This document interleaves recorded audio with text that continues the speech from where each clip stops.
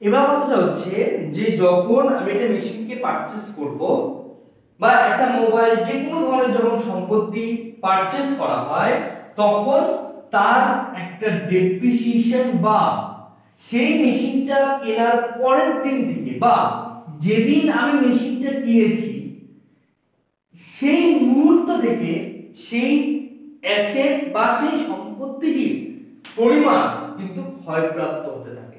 ক্ষয়প্রাপ্ত মানে আমি যদি তোমাকে একটা কথা বলি যে তুমি 1/1/2022 একটা মোবাইল পারচেজ করেছো যার ভ্যালু হচ্ছে 15,000 টাকা। তুমি কি করলে, তুমি ধরো মোবাইলটি কিনেছো সকাল 10টার সময়, 10 AM তুমি সেই মোবাইলটা পারচেজ করেছো যার ভ্যালু হচ্ছে 15,000 টাকা। এবার কি করলে, তুমি কোনো কারণবশত তুমি এটা চাইলে যে তুমি 12টার সময় সেই মোবাইলটাকে অর্থাৎ দুপুর 12টা তুমি 2 ঘন্টা ইউজ করার পরে মোবাইলটা 2 ঘন্টা 15,000 টাকা দিয়ে একটা মোবাইল পারচেজ করেছো, তুমি 2 ঘন্টা পরে অর্থাৎ 12টার সময় তুমি জিনিসটাকে সেল করতে চাইছো। তুমি কি আর 15,000 টাকায় জিনিসটাকে সেল করতে পারবে? তুমি কখনোই কিন্তু সেটাকে 15,000 টাকায় সেল করতে পারবে না। কারণ আমরা জানি কোনো একটা জিনিসের যদি কোনো অ্যাসেট বা যে জিনিসটা আমি পারচেজ করছি সেই পারচেজ করা জিনিসটার প্যাকেটটা যদি খুলে ফেলা হয় তার ভ্যালু কিন্তু কমে যায়। অর্থাৎ আমি 10টার সময় মোবাইলটা কিনেছি, সকাল 10টার সময় মোবাইলটা কিনে আমি বেলা 12টার সময় যদি মোবাইলটা বিক্রি করতে যাই, অর্থাৎ সব প্যাকেট সবকিছু খুলে ফেলেছি, মোবাইলটাকে ইউজও করেছি, কিছুক্ষণ নেট চালিয়েছি, সেখানে বিভিন্ন ধরনের ফাংশনগুলো আমি দেখেছি এবং সেই সার্টেন পিরিয়ডটার পরে অর্থাৎ 10টার পরে 2 ঘন্টা ইউজ করার পরে 12টার সময় আমি জিনিসটাকে বিক্রি করতে যাচ্ছি। সেই সময় আমি কিন্তু এই মোবাইলটার ভ্যালু 15,000 টাকা পাবো না, হয়তোবা 2,000 টাকা, হয়তোবা 1,000 টাকা, হয়তোবা 500 টাকা পর্যন্ত আমাকে ছেড়ে দিতে হবে। অর্থাৎ আমি যদি 12টার সময় মোবাইলটা বিক্রি করতে যাই আমাকে 14,500 টাকায় কিন্তু মোবাইলটা বিক্রি করতে হবে।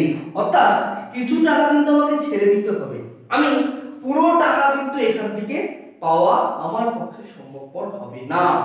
অর্থাৎ মেশিনটা বা মোবাইলটা যাই হোক না কেন, যে কোনো ধরনের অ্যাসেট পারচেজ করার পরে তাকে যদি ক্রমাগতভাবে ভোগ করা হয় বা তাকে যদি ভোগ করা হয় তাহলে তার ভ্যালু আস্তে আস্তে আস্তে আস্তে কমতে থাকে। এই যে কমে যাওয়া যে ভ্যালু, অর্থাৎ এখানে কত টাকা কমে গেছে, প্রথমে আমি 15,000 টাকা দিয়ে মেশিনটা বা মোবাইলটা আমি পারচেজ করেছিলাম বা যে কোনো ধরনের আমি অ্যাসেট একটা পারচেজ করেছিলাম যার ভ্যালু ছিল 15,000 টাকা, কিন্তু সেটা আমি যখন 2 ঘন্টা ইউজের পরে বিক্রি করতে গেলাম বাজারে তখন তার ভ্যালু হয়ে গেল 14,500 টাকা।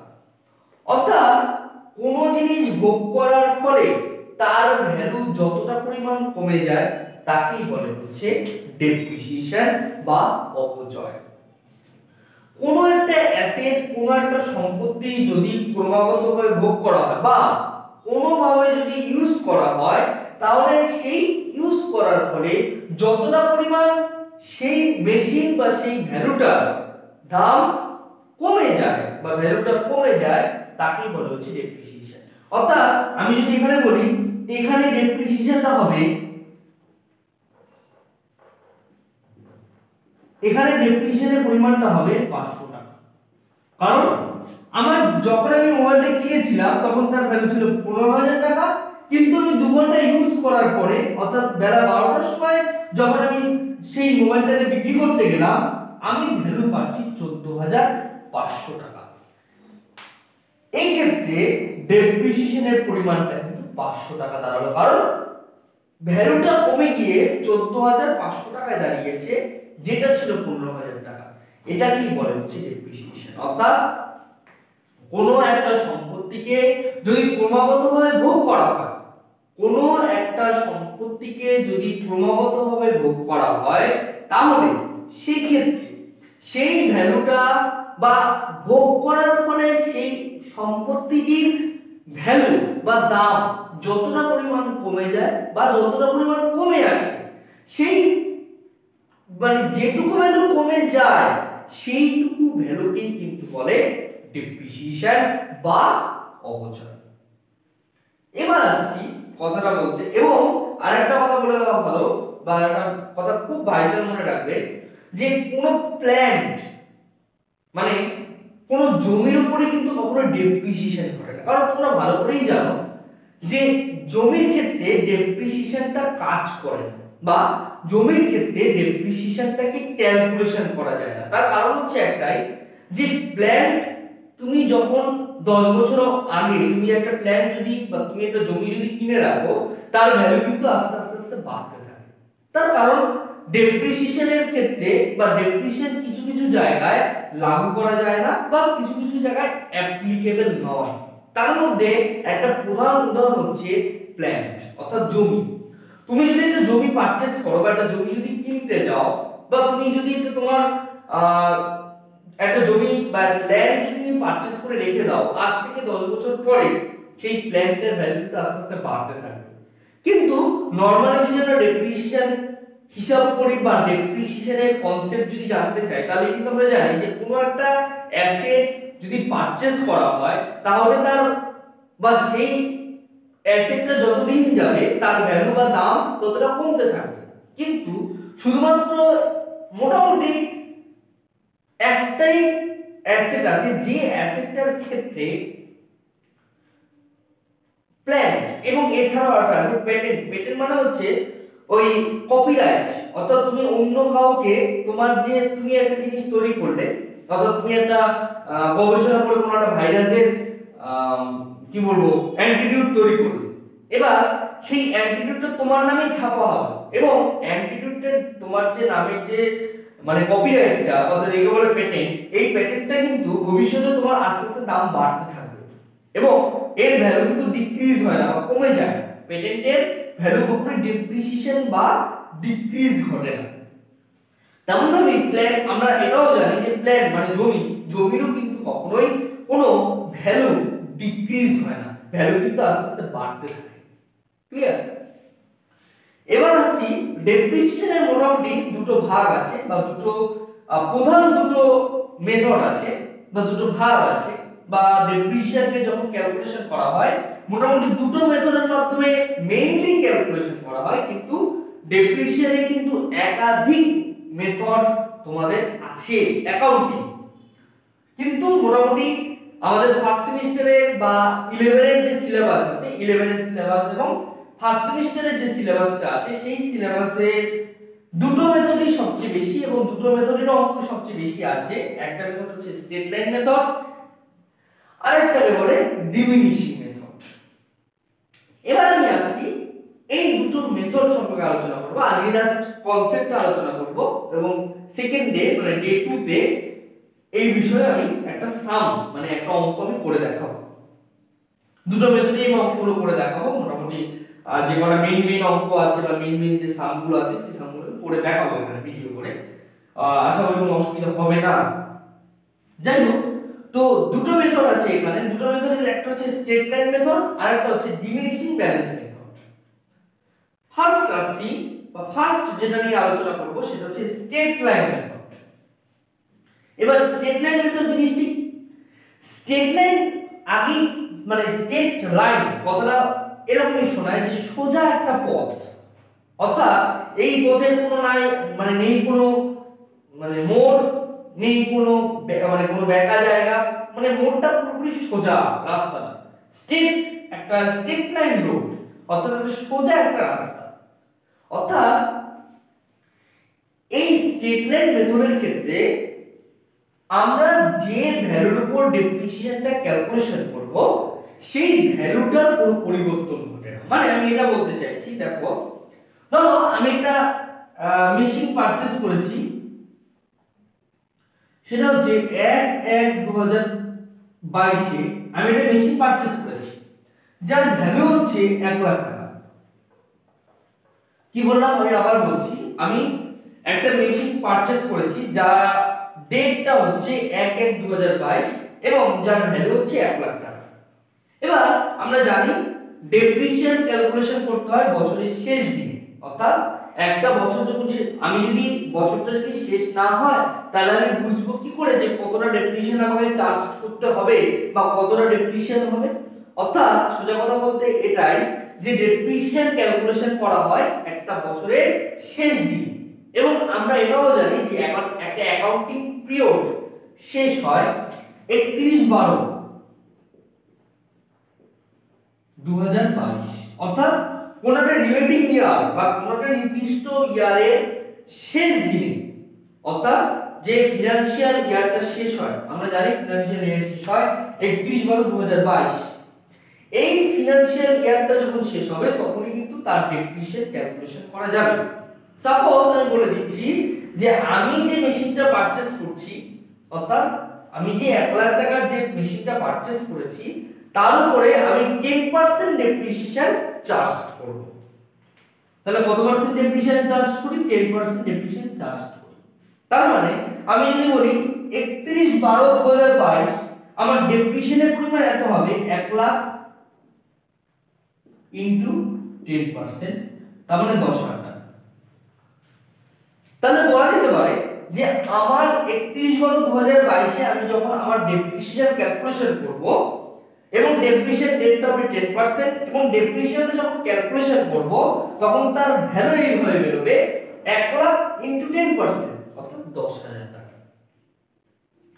এবার কথা হচ্ছে যে এই মেশিনটার ভ্যালু কিন্তু এখনো রয়ে গেছে, অর্থাৎ 31/12/2022 এর ভ্যালু কতটা কমে যাবে? এর ভ্যালু 10,000 টাকা কমে যাবে, কিন্তু মেশিনটা তো রয়ে গেছে। অর্থাৎ আমি যদি এটা বলি যে 1/1/2023 এই ক্ষেত্রে তো মানে মেশিনটা থেকে যাবে, তার কারণ তো থাকছে মেশিনটা, কিন্তু 1/1/2023 এর ভ্যালু কত দাঁড়ালো? এর ভ্যালু দাঁড়ালো 1 লাখ মাইনাস 10,000 ইকুয়াল টু 90,000। ভালো করে জিনিসটা দেখবে, একটু জিনিসটা জটিল মনে হতে পারে, এখানে অঙ্কটা কিন্তু এখানেই অবস্থান করে যে এটা কিন্তু স্ট্রেট লাইন মেথড দেখাচ্ছি। অর্থাৎ আমি স্ট্রেট লাইন মেথডে আমার ডেপ্রিসিয়েশন ক্যালকুলেশন করি এবং আমি একটা মেশিন পারচেজ করেছি যার ভ্যালু হচ্ছে 1 লাখ টাকা, এবং আমি যে ডেপ্রিসিয়েশন ক্যালকুলেশন করি সেই ডেপ্রিসিয়েশনের রেটটা হচ্ছে 10%। আমি এও বললাম যে ডেপ্রিসিয়েশন ক্যালকুলেশন করা হয় বছরের শেষ দিনে, এর আগে কিন্তু ডেপ্রিসিয়েশন ক্যালকুলেশন করা যায় না। অর্থাৎ বছরের শেষ দিনে কিন্তু ডেপ্রিসিয়েশনটা ক্যালকুলেশন করা হবে যদি মেশিনটা ক্রমাগতভাবে তোমার কাছে থাকে। এবার মেশিনটা আমার কাছে আছে এবং 31/12/2022 আমি ডেপ্রিসিয়েশন ক্যালকুলেশন করব। রেটটা হচ্ছে 10% এবং ভ্যালুটা হচ্ছে 1 লাখ। 1 লাখ ইনটু 10%, 10,000 টাকা হচ্ছে ডেপ্রিসিয়েশন। অর্থাৎ 31/12/2022 এর ডেপ্রিসিয়েশন গিয়ে দাঁড়ালো 10,000 টাকা। তাহলে আমরা জানি যে ডেপ্রিসিয়েশন যদি হয় তাহলে মেশিনের ভ্যালু কমে যায়। সেক্ষেত্রে তার পরের দিন, অর্থাৎ ডেপ্রিসিয়েশন ক্যালকুলেশন করি 10,000 টাকা, তাহলে তার পরের দিন কত ভ্যালু থাকবে? অবভিয়াসলি ভ্যালুটা কমে যাবে। আমি বললাম যে 1/1/2023 মানে তার পরের দিন ডেপ্রিসিয়েশনের পরিমাণটা হয়ে গেল 90,000 টাকা।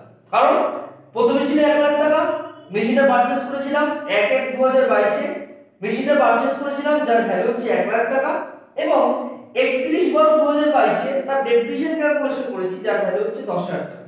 অর্থাৎ 1/1/2023 এ এর ভ্যালু গিয়ে দাঁড়ালো 90,000 টাকা। এবার কথাটা হচ্ছে আমি যখন এই বছরের ডেপ্রিসিয়েশনটা ক্যালকুলেশন করব, অর্থাৎ আমি যখন 2023 সালে ডেপ্রিসিয়েশন ক্যালকুলেশন করব, সেক্ষেত্রে আমাকে কি করতে হবে? সেক্ষেত্রে কি আমি 90,000 টাকার উপরে ডেপ্রিসিয়েশন ক্যালকুলেশন করব নাকি অন্য কোনো ভ্যালুর উপরে ক্যালকুলেশন করব?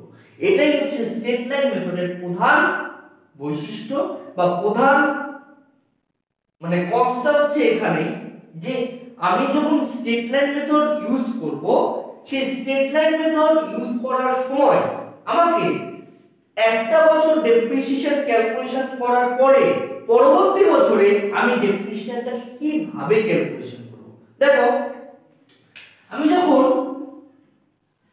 31/12/2023 ডেপ্রিসিয়েশন ক্যালকুলেশন করব, তখন আমার ডেপ্রিসিয়েশন ক্যালকুলেশন কিরকম ভাবে হবে? তখন আমার ডেপ্রিসিয়েশন এরকম ভাবে ক্যালকুলেশন হবে 1 লাখ ইনটু 10%। এক্ষেত্রেও কিন্তু ডেপ্রিসিয়েশনের পরিমাণ সেই 10,000 টাকাই থেকে যাবে।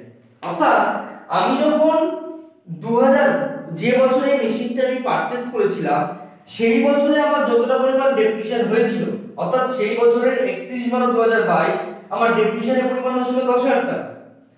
এবার যখন আমি মানে তার পরবর্তী বছরে আমার মেশিনটির ভ্যালু দিয়ে দাঁড়ালো 90,000 টাকা, কিন্তু আন্ডার স্ট্রেট লাইন মেথডের ক্ষেত্রে বা আন্ডার স্ট্রেট লাইন মেথডে ডেপ্রিসিয়েশনের পরিমাণ কিন্তু কমে যায়, বা ডেপ্রিসিয়েশনের পরিমাণ কিন্তু মানে ডেপ্রিসিয়েশনটা হয়, ভ্যালুটা অ্যাসেটের ভ্যালুটা কমে যায়, কিন্তু ডেপ্রিসিয়েশনটা চার্জ কিন্তু হয় তার পারচেজ ভ্যালুর উপরে।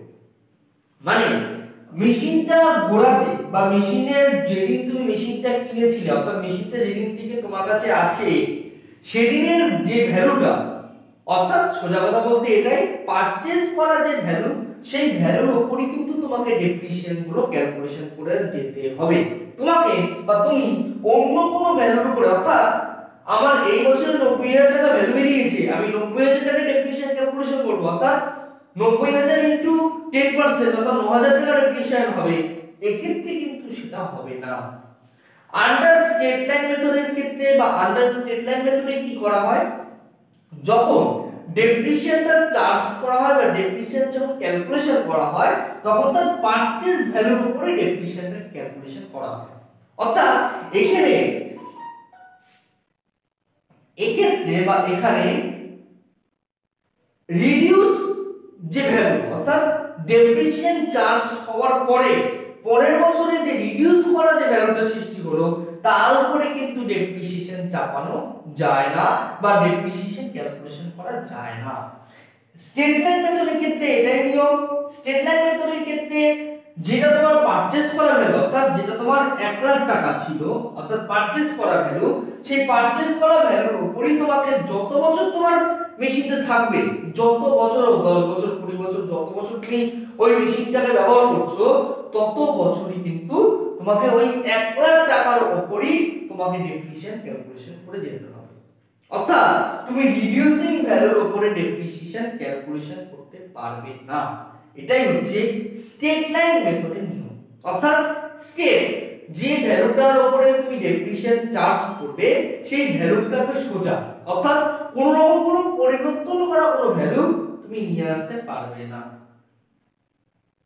ক্লিয়ার? আশা করি ক্লিয়ার। যদি তারপরে ক্লিয়ার না হয় ব্যাচে এসে জিজ্ঞেস করবে, আমি তো অফলাইন পড়াবোই, অফলাইন আমি শেখাবোই, একইভাবে শেখাবো। এটা তোমাদের জাস্ট একটু মানে সুবিধার্থে, তোমাদের যে কোনো যদি তোমার কোনো অসুবিধা হয় তোমরা সেটা দেখে নিতে পারো বা আমাকে তোমরা জিজ্ঞেসও করে নিতে পারো, কোনো অসুবিধা নেই। কিন্তু ভবিষ্যতে তোমরা কোনো জায়গায় আটকে গেলে বা বুঝতে পারছো না, নতুন হয়ে গেল জিনিসটা, তখন তোমরা যাতে এটা দেখে তোমরা জিনিসটা বুঝতে পারো, জাস্ট এর জন্যই আমার এটা তৈরি করা। আচ্ছা, নেক্সট যেটা আছে বা নেক্সট যে মেথডটা সেটা হচ্ছে diminishing balance method. Diminishing balance মেথডের ক্ষেত্রে কি হয়,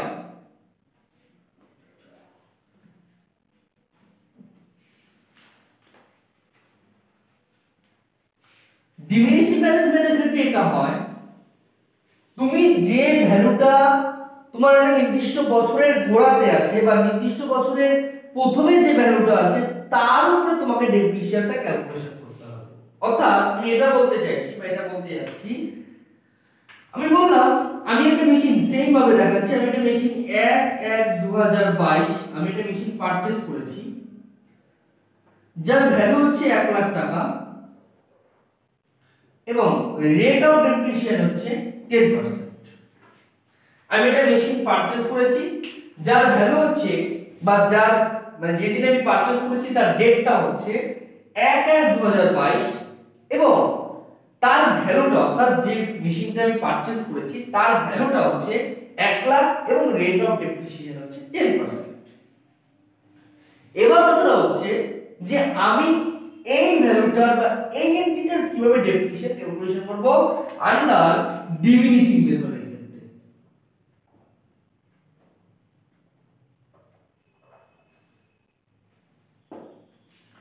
আন্ডার ডিমিনিশিং মেথডের ক্ষেত্রে বা ডিমিনিশিং এর ক্ষেত্রে আমি এটাকে কিভাবে ক্যালকুলেশন করব? আমি বলেছি যে ডেপ্রিসিয়েশন ক্যালকুলেশন করতে হবে বছরের শেষ দিনে, অর্থাৎ এটা ডেপ্রিসিয়েশন ক্যালকুলেশন হবে 31/12/2022। কত পার্সেন্ট ডেপ্রিসিয়েশন? 10% ডেপ্রিসিয়েশন। আমার মেশিন একটাই আছে যার ভ্যালু হচ্ছে 1 লাখ টাকা, এবং 1 লাখ টাকার উপরে আমাকে আমার ডেপ্রিসিয়েশন ক্যালকুলেশন করতে হবে। তাহলে কত হবে? 1 লাখ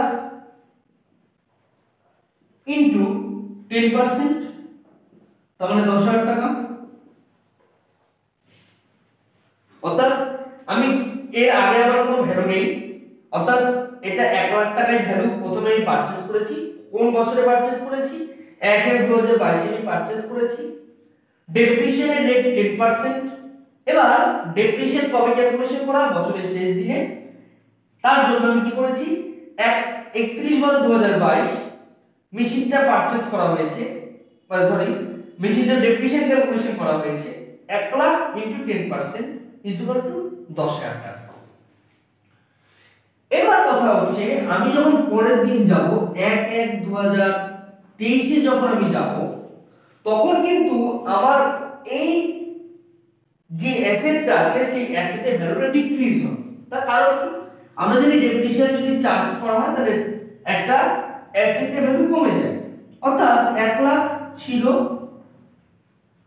সেটা থেকে ডেপ্রিসিয়েশন রয়েছে 10,000 টাকা, ডেপ্রিসিয়েশন রয়েছে, তাহলে 10,000 টাকা মাইনাস হবে এবং সেটার ভ্যালু গিয়ে দাঁড়াবে 1 লাখ।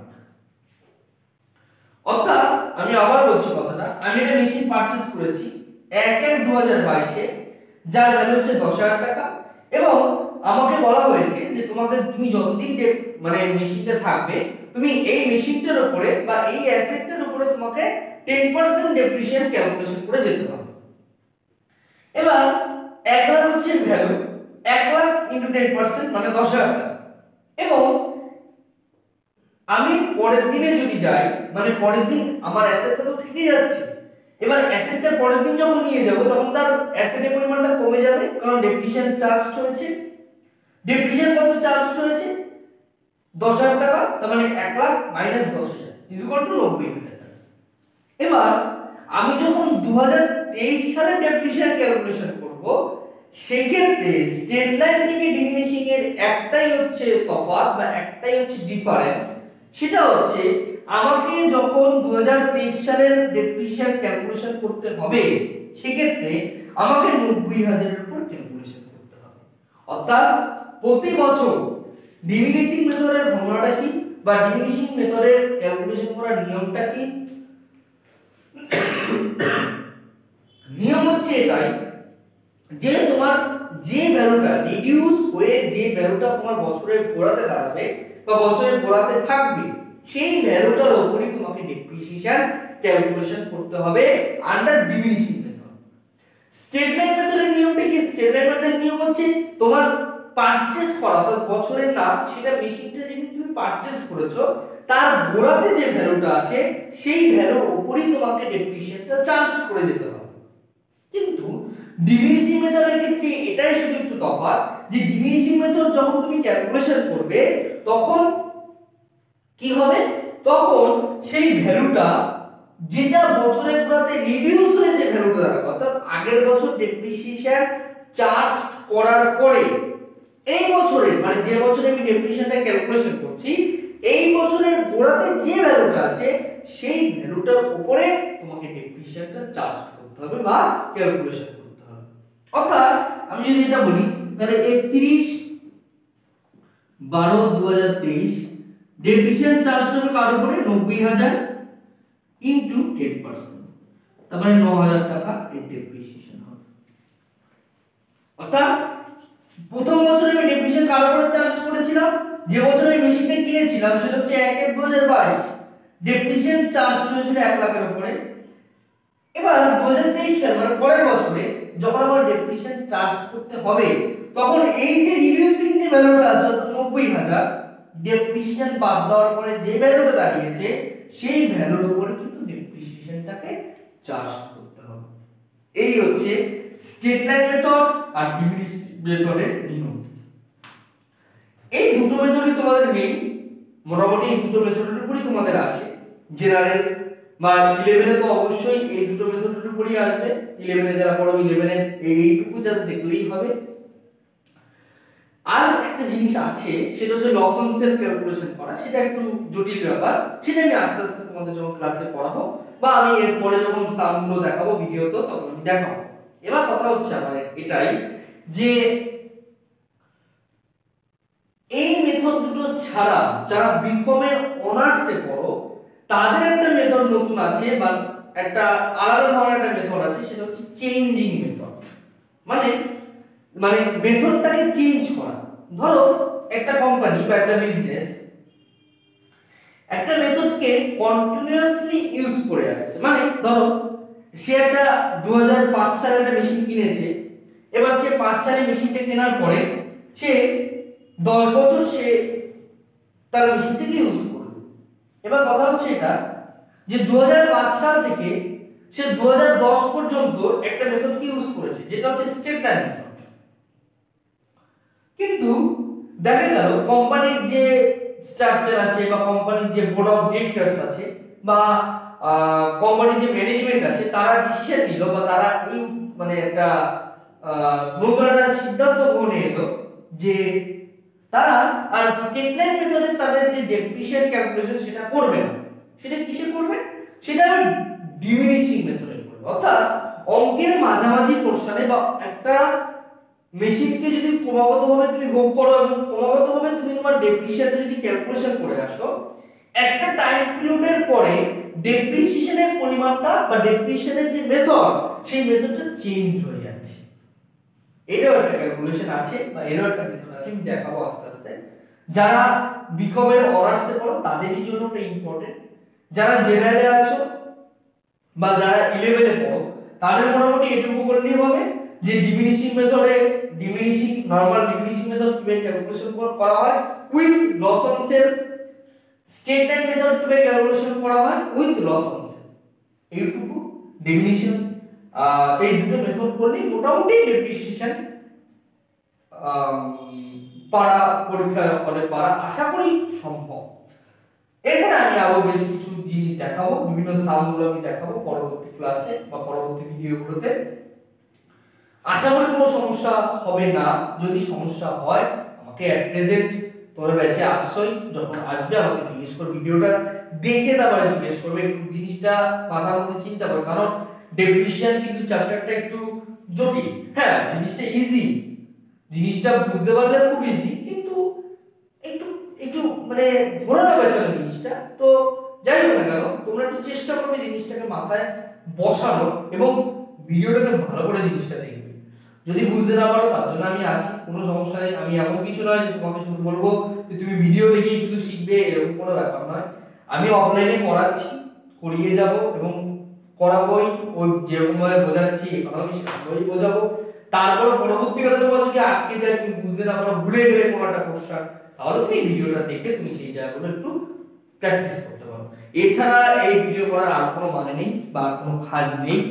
যাই হোক, পরবর্তী ক্লাসে পরবর্তী টার্ম যেটা আছে সেটা আমি দেখাবো। পরবর্তী ক্লাসে হয়তো আমি সাম দেখাবো দু একটা। যাই হোক, আশা করি বুঝতে পেরেছো। যদি বুঝতে না পারো আমাকে বলবে, ব্যাচে এসে অবশ্যই আমাকে বলবে, মন খুলে আমাকে সব কথা বলবে যে দাদা এখানে সমস্যা হচ্ছে, এটা হচ্ছে, কোনো সমস্যা নেই তাতে। ঠিক আছে, তাহলে আজকের ক্লাস এখানেই শেষ।